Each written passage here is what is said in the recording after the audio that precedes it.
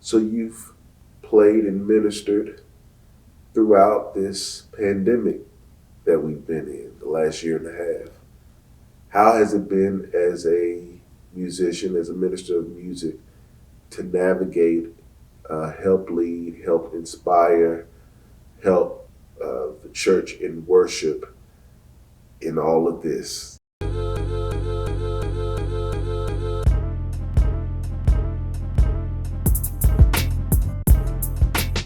The pandemic created unprecedented circumstances for everybody.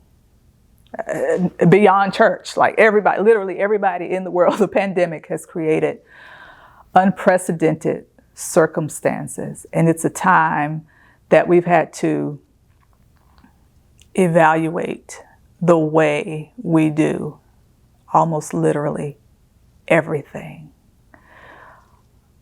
If I can be transparent, I will be transparent and say that navigating serving as a church musician here in music ministry during this pandemic, it has been a challenge. And it's been a challenge because at the forefront, you really want everyone's safety to be considered. You don't want people to feel obligated to do certain things or show up for certain things if they don't feel comfortable doing so or don't feel safe in doing so. So within my particular context, I have been extremely cautious about the ways that we do music ministry here at New Hope. And it's not just me alone. You know, it's a team effort, kind of bouncing ideas off of each other about what can work right now, what we should hold off on right now. How can we still get our music across in a way during the service that we're not compromising, if you will, the quality of the worship experience, but we are considering everyone's safety. It's labor intensive, and it changes each week. I mean, as we progress through the pandemic, we are constantly having to revisit the way that we're doing revisit the way we're doing things, having to assess at each phase, you know, what can we do now? What can we implement now? What should we still hold off on now?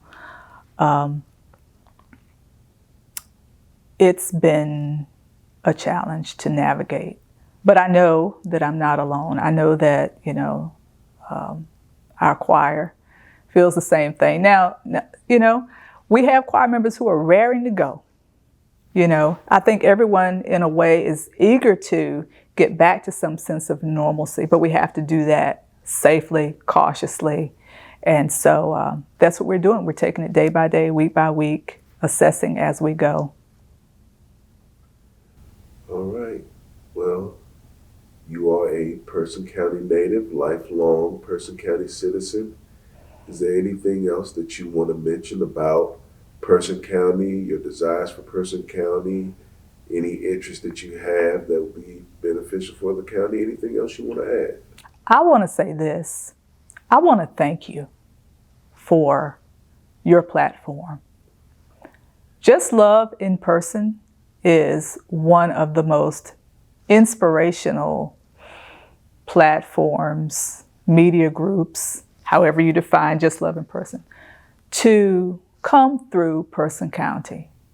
And I love that the emphasis is to underscore the greatness that the people in our county have and aspire to. I tell my students, and not just my students, I tell people that I speak to. I'm blessed to do, you know, a number of speaking engagements, but I share with people on a regular basis. You don't have to be famous to be great. You don't have to be rich to be great. You don't have to have a wealth of resources to be great. And what this platform does is it highlights the greatness that's here, the greatness that's always been here. And it gives our upcoming generations, because of the way you all make use of social media, it gives our upcoming generations something to aspire to. Role models that are within their reach. Role models who are accessible, approachable.